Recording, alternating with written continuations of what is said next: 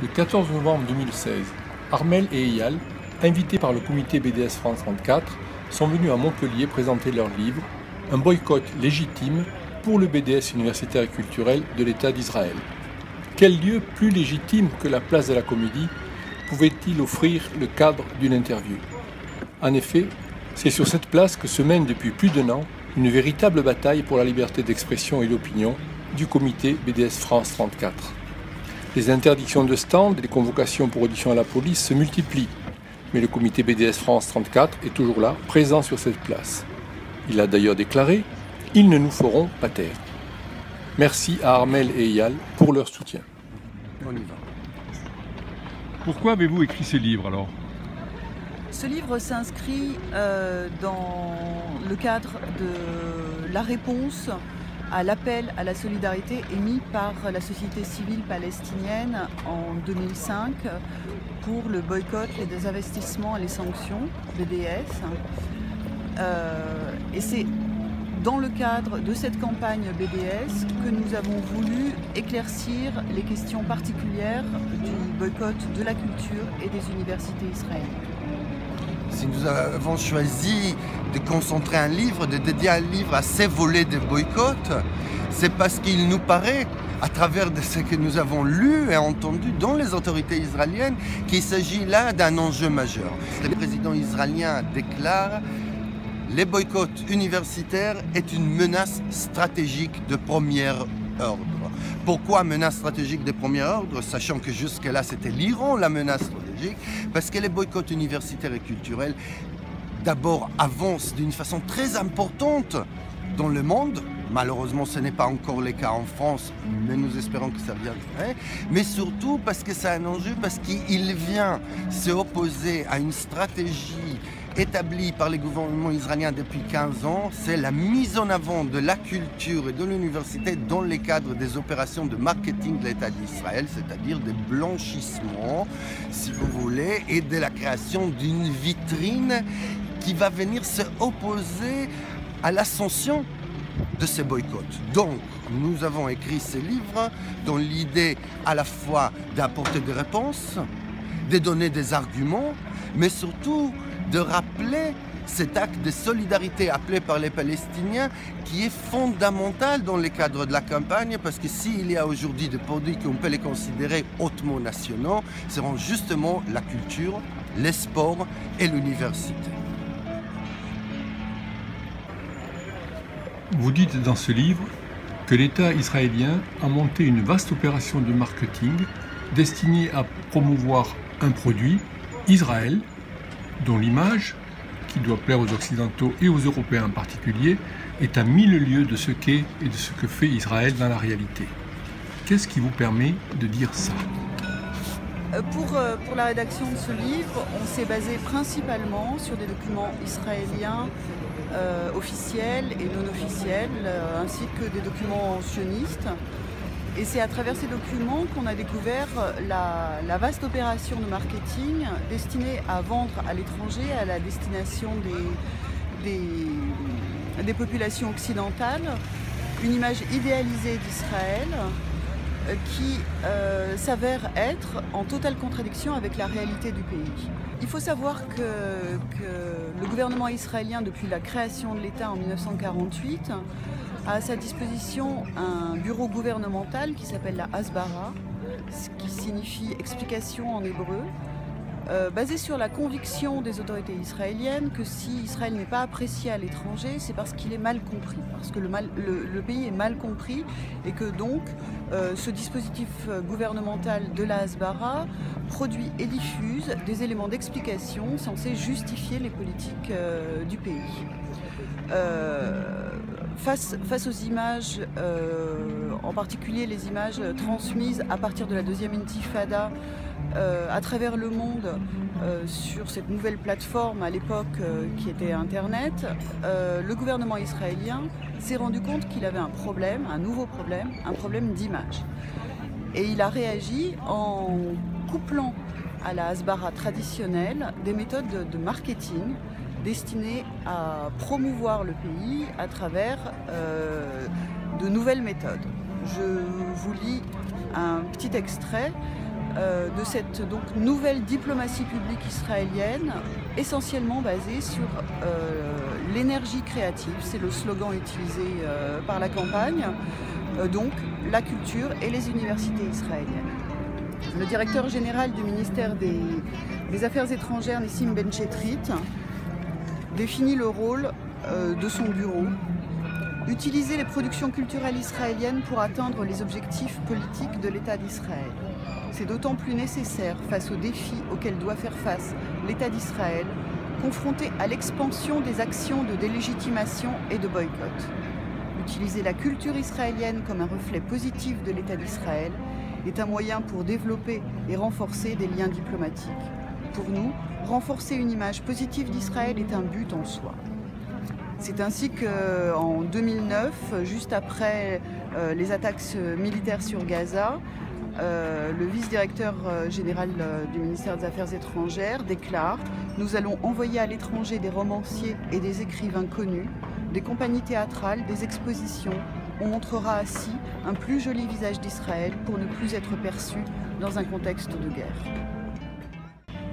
Les critiques du boycott des universités sont de deux types.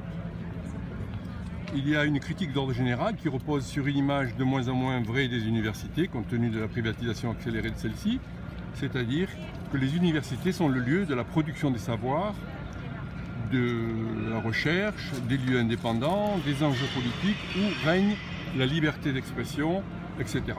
Le boycotter l'université, c'est donc s'attaquer à ça. Et en particulier concernant les universités israéliennes, il y a cette idée que s'attaquer aux universités israéliennes, c'est encore pire, puisque c'est là qu'on trouve les intellectuels les plus progressistes, et que donc les boycotter, c'est non seulement nous priver de leurs travaux, mais c'est affaiblir tout le courant progressiste israélien que nous devrions, au contraire, soutenir et renforcer. Que réponds-tu à ces arguments ?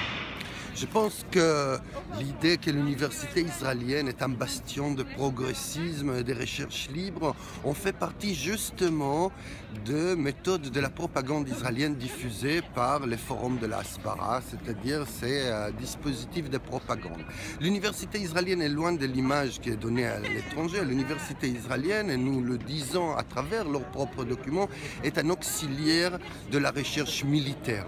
Mais l'auxiliaire de la recherche militaire a plusieurs niveaux. Bien évidemment, au niveau technologique, il faut savoir que les drones de combat, des assassinats ciblés utilisés en permanence à Gaza, mais aussi exportés à l'étranger, ont été développés sur le plan technologique à l'école polytechnique de Haïfa d'un côté, mais sur le plan éthique et idéologique à l'université de Tel Aviv. On pourrait donner des dizaines d'exemples. L'université de Tel Aviv elle-même, elle se vante de mener à bien 55 projets technologiques par an avec l'armée israélienne.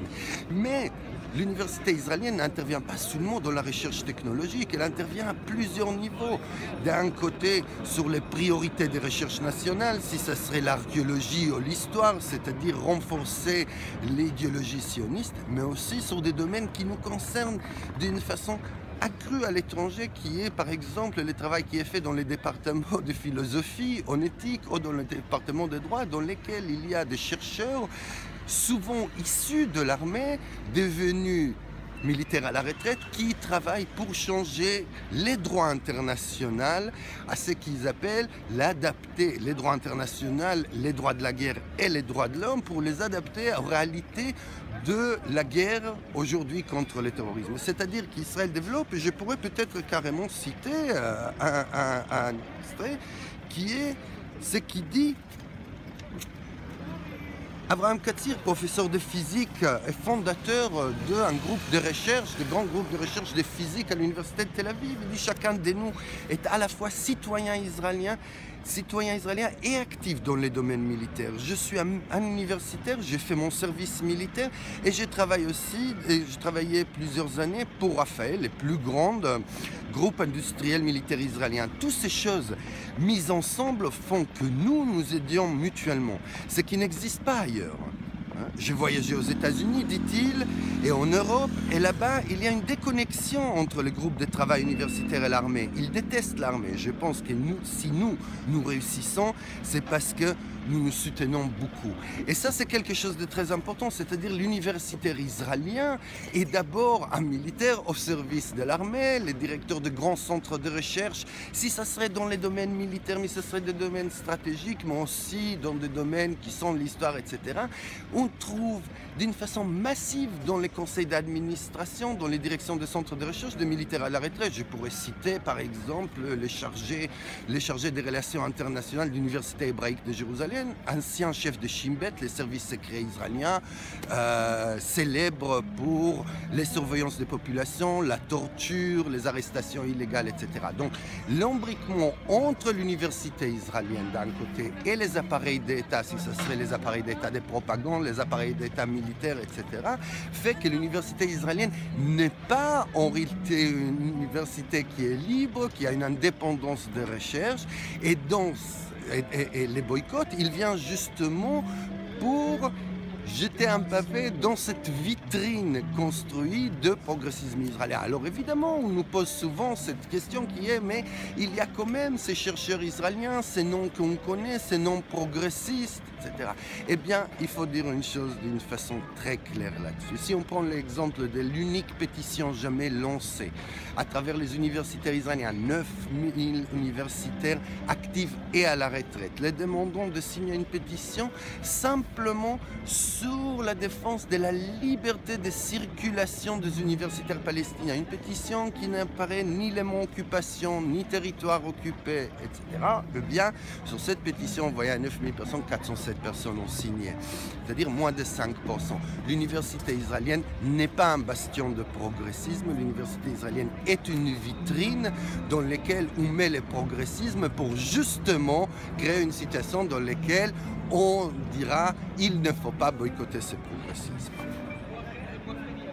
Une dernière question sur le plan culturel. Bon, les arguments sont en gros les mêmes que ceux qui sont utilisés contre le boycott universitaire, avec en plus cette idée que la culture est quand même au-dessus et au-delà de la politique et que c'est très malvenu de boycotter les artistes israéliens qui sont quand même l'expression de la créativité, etc. Il faut rappeler que l'appel au boycott culturel universitaire est le premier appel de la société civile palestinienne avant l'appel général au boycott des investissements sanctions.